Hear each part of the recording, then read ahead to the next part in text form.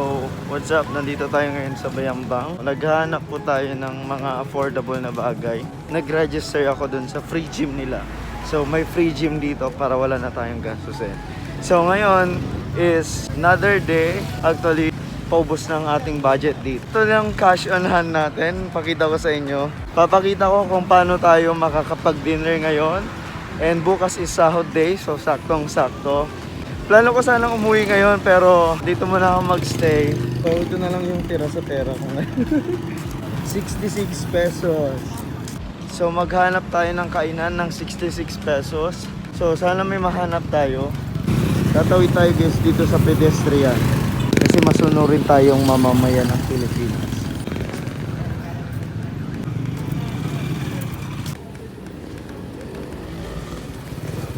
May budget din sila.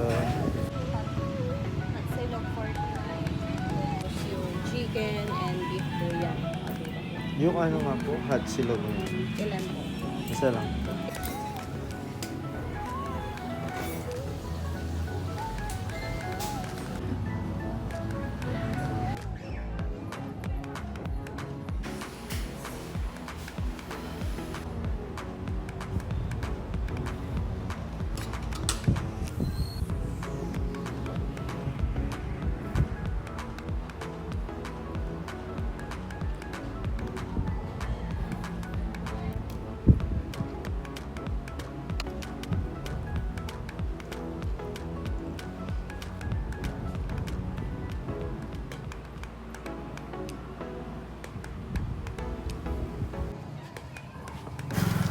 Ayan guys, so ginabi na po tayo.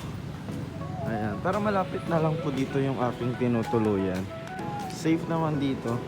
So far daw, sa mga na-interview ko, wala naman daw incident ng gabi. Unlike sa nangyari po sa akin sa Binalonan. Highway na po tayo kaagad guys.